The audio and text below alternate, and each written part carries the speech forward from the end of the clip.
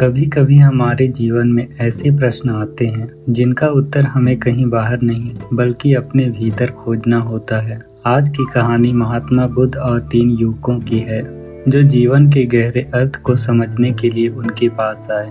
यह कहानी न सिर्फ प्रेरणादायक है बल्कि हमें जीवन को सही तरीके से जीने की सच्ची राह भी दिखाती है।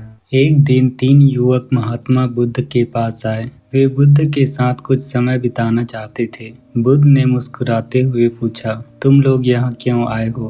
पहला युवक बोला, मैं बस यहाँ रहना चाहता हूँ। बुद्ध ने उत्तर दिया, यहाँ रहने में कोई परेशानी नहीं है, लेकिन महत्वपूर्ण यह है कि तुम यहाँ रहकर क्या सीखते हो। दूसरा युवक बोला, मैं कुछ जानने के लिए आया हूँ। बुद्ध ने गहरी दृष्टि से उसे देखा और कहा, ज्ञान प्राप्त करना आसान नहीं है। पहले तुम्हें अपने मन को पवित्र और बुद्धि को निर्मल बनाना होगा। अक्सर हम जिस ज्ञान को प्राप्त करना समझते हैं वह मात्र जानकारी होती है, लेकिन सच्चे ज्ञान के लिए एकाग्रता और समर्पण जरूरी है।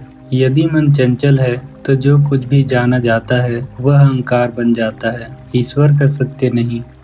अब बुद्ध ने तीसरे युवक से पूछा, तुम यहाँ क्यों आए हो? युवक ने उत्तर दिया, मैं जीने के लिए आया हूँ।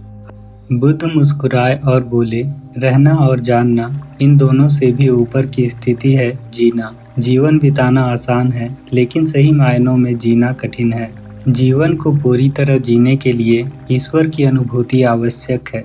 जब हम स्वयं को ईश्वर का अंश मानते हैं और अपने प्रत्येक कर्म को उसे समर्पित करते हैं, तभी हम वास्तव में जीना सीखते हैं। महात्मा बुद्ध की ये बातें तीनों युवकों के हृदय में उतर गई। वे सच्चे अर्थों में जीवन को समझ गए और आत्मज्ञान की राह पर चल पड़े।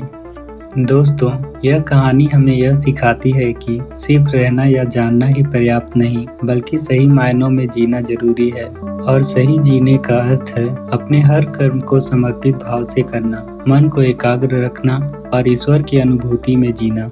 अगर आपको यह कहानी पसंद आई तो इसे लाइक करें, अपने दोस्तों के साथ शेयर करें और हमारे चैनल को सब्सक्राइब करना ना भूलें। हम फिर मिलेंगे एक नई प्रेरणादायक कहानी के साथ।